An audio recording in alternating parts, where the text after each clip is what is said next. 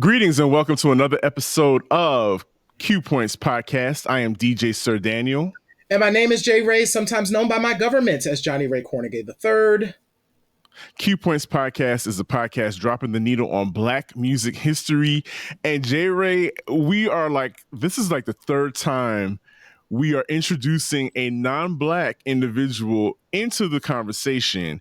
But when we tie it all together, you'll see why. Jay Ray, we are talking about Cyndi Lauper on this particular episode.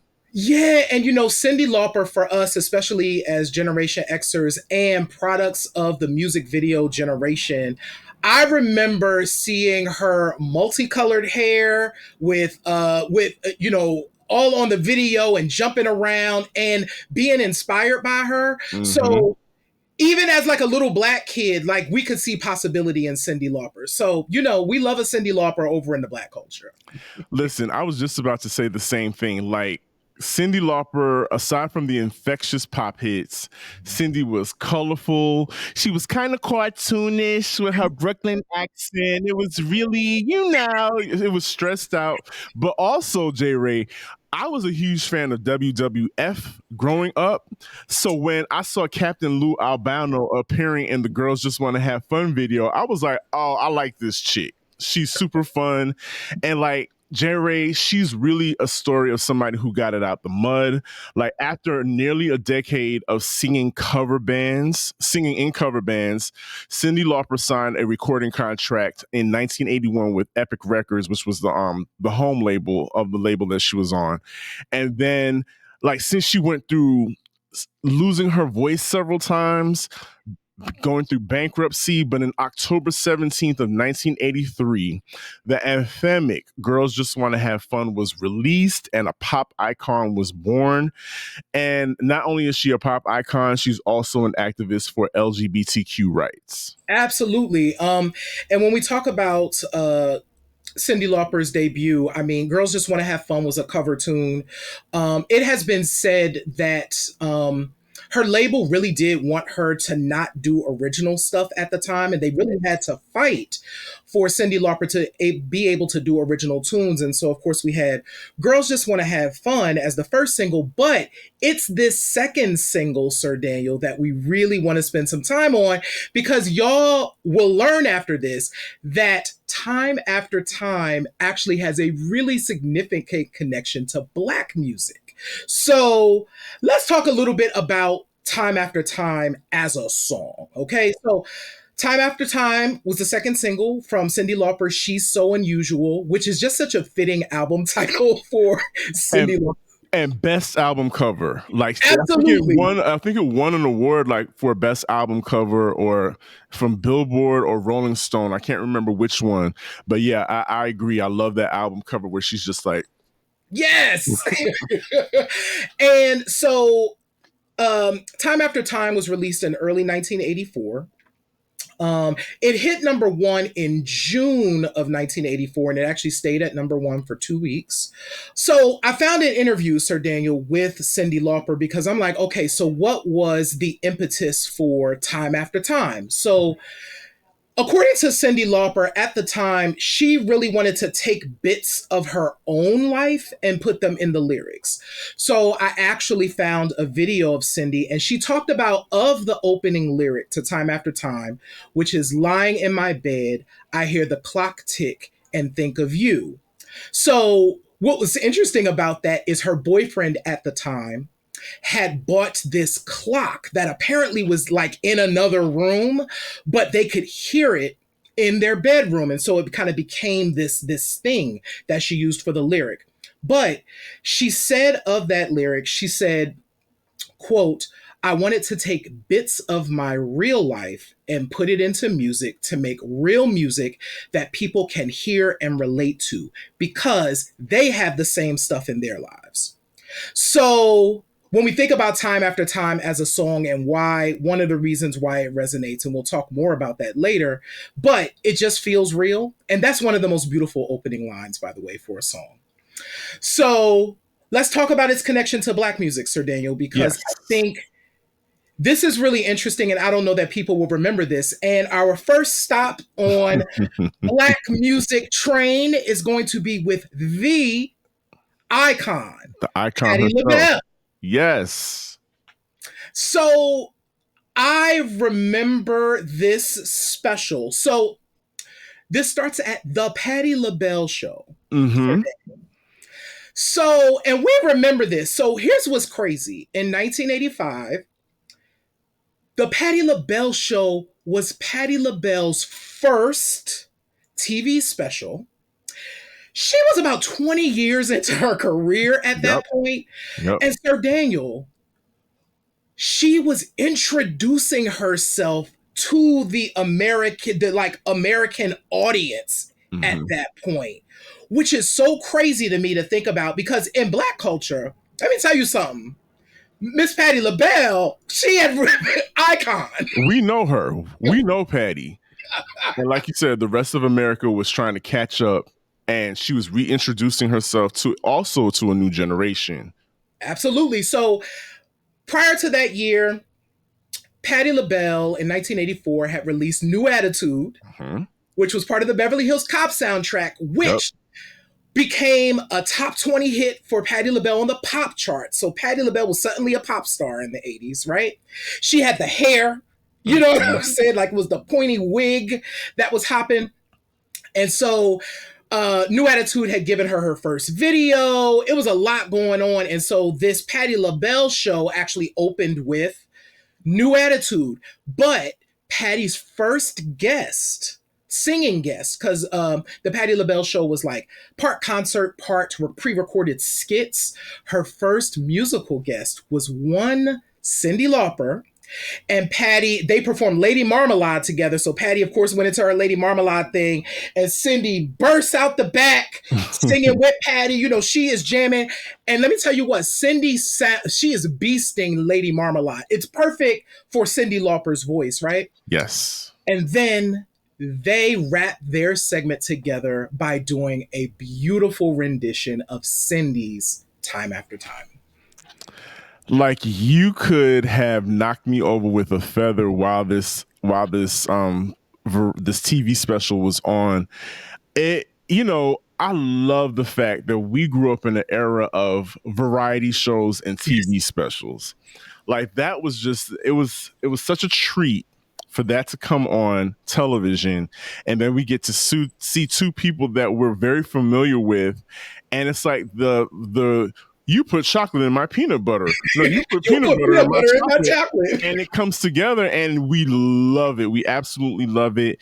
They, both Patti and Cyndi, because Patti was known for being over the top, but Patti was able to tap into the sensitive nature of that song, the very tender nature of that song. And there's a moment where it looks like where Cyndi and Patti are kind of like, I don't know, it's almost like a bonding moment between the two of them, almost like mother-daughter. And they're kind of they're singing to each other. Yes. And I think that's what really drove it home for all of us.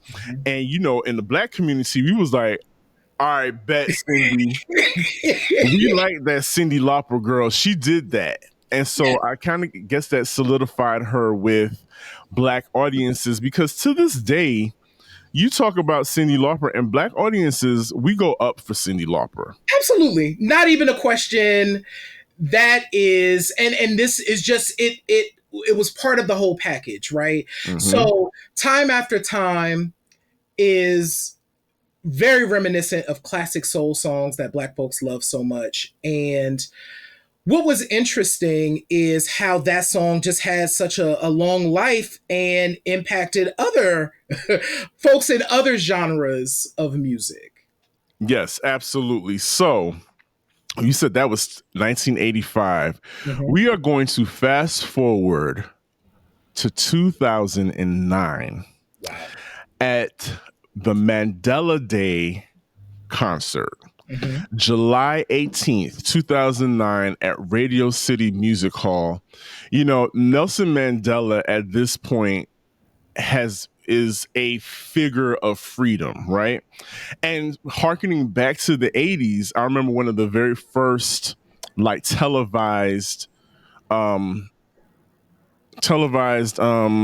fundraisers and ways to bring awareness was about Nelson Mandela. The Nelson Mandela concerts from back in the 80s. And so since then, there's just been like this through line where musicians use their power to bring awareness to the fight that Nelson Mandela had fought, bringing down apartheid and, bringing that to the front conscious of Americans watching, consuming media on a daily basis, right? So we fast forward to 2009, and like a lot of these shows, they decided to pair up different people for these performances. And much to our delight, but also to a lot of like confusement, and I did say confusement, Right. confusement to a lot of people, they paired up Cyndi Lauper with Little Kim, the Queen Bee. So at this time, it's 2009. Little Kim is a certified superstar, but she just came home from prison from doing her bid, and she is an unlikely artist that you would think would be paired up with Cyndi Lauper because, she's the Queen Bee. She has solidified herself as a hip hop phenomenon.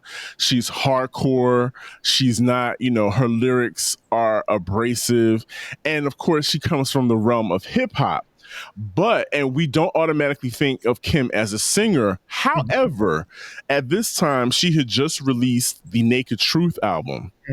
And the lead single that wasn't the lead single. The lead single was Shut Up. But the very follow-up single after Shut Up was Lighters Up, which we find Little Kim singing in a faux kind of reggae cadence along to this Latin kind of hip hop beat, and it's a hit. It's a hit. The streets are rocking it. Little Kim is back. She's out of prison. She's back, and so now we have this moment where our Little Kim, because she's our Little Kim, yes, is in the spotlight with a pop icon. Because Cyndi Lauper is an icon at this point. She's a pop icon. She's old. She's older than Little Kim, and so she's, to set the stage for those of you that did not see it. It's literally Cyndi Lauper, Little Kim sitting to her right, another musician, I think a guitar player sitting on Kim's right, and then one other musician sitting on Cyndi Lauper's left. That's it. That's the whole band. It is a bare bones acoustic a version of that they're about to sing. Now there is a backbeat playing because you can hear her asking for the backbeat to be played again, and so they kind of rewind and do it over. But much to our surprise, after Cyndi Lauper sings the first couple lines of Time After Time, our very own Little Kim grabs the mic, and in full voice starts singing the lyrics to Time After Time. Now, granted, you could tell she was nervous as hell. Her voice is shaking. But in that moment, Little Kim was all of us. Because all of us at one point or another sang Time After Time with our whole chest, even though we were, we've got hip hop and we've got all these R&B songs, but we have sung Time After Time with our whole chest. Time After Time had been sung in school choirs. I remember graduations where people sang that song. So it is embedded in our culture. Yes. And to see Little Kim, who herself is a hip hop icon, and has actually transcended hip hop at this point, singing this with her whole chest is a whole moment for me. I know a lot of people, like I said in the beginning, were confused and they didn't quite get it. Of course, people criticize Kim for being, she wasn't necessarily on key with the music, but J. Ray, It was a whole moment. Mm. But it doesn't stop there, J. Ray, because after they sing the chorus of time after time, um, Cyndi Lauper gags us, and I say she gagged us all when Cyndi Lauper started singing the hook to Light Us Up.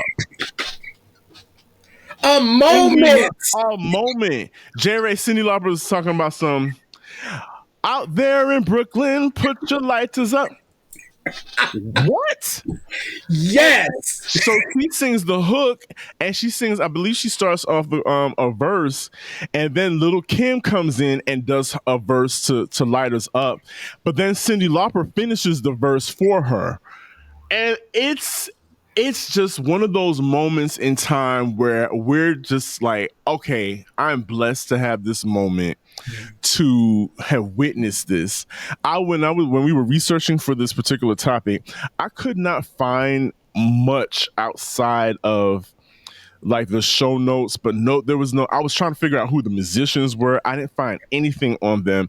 I wanted to find out how they got paired, Yeah. because it makes sense. They're two girls from Brooklyn. They've both carved out these lanes in their respective genres of music. Cyndi Lauper, fighting against the Madonna machine at the time, comes out on top as her own person. Little Kim, fighting against misogyny and the predisposed ideas of what a woman in hip hop should look like and should sound like, completely demolishes those preconceived notions and becomes an icon in her own right. So in that moment, everybody, it's like our two favorite flavors came together and brought us this moment of a wonderful performance between Cyndi Lauper and Little Kim. And J. Ray, I would just want to wrap up this segment by saying that song, like I said, continues to live within our collective memory, because people keep recording that song. Even Little Mo did a cover of Time After Time on one of her albums. So it's just one of those songs. Why do you think the song resonates with us? I think it goes back to Cindy's original thoughts about the lyrics piece. And this is why I think music can be so transformative, and why music is like a thing that across cultural lines, across economic lines, across continents, that music resonates, is because time after time expresses sentiments that at some point in people's lives they go through. No matter what your experience is, right? You've had moments that feel like the lyrics of Time After Time. And I feel like everybody, like we've talked about, all of us little black children have heard that song and belted out, if you're lost, you can look, and you will find me. Time after time, absolutely. And see, I told you it was going to make sense. Yes. I told you this episode was going to make sense, right, J. Ray? Oh my goodness, it absolutely does make sense. And thank you all for, of course, hanging out with Q Points. Make sure that you follow us on social media everywhere at Q Points Pod. If you subscribe to our podcast, that would be amazing. You can not only, of course, listen, but you can also share it with your friends, family, and colleagues. We'd really appreciate it. And please visit our website at qpoints.com. Over there, you can sign up for our newsletter. And in our newsletter, you get a lot more stuff. So we are excited. Thank you so much for hanging out with us. Absolutely. And like I always say, in this life, you have an opportunity. You can either pick up the record or you can let the music play. I'm DJ Sir Daniel. And my name is J. Ray, y'all. And this has been Q Points Podcast, dropping the needle on Black music history. We'll see you on the next go round. Peace. Peace, y'all.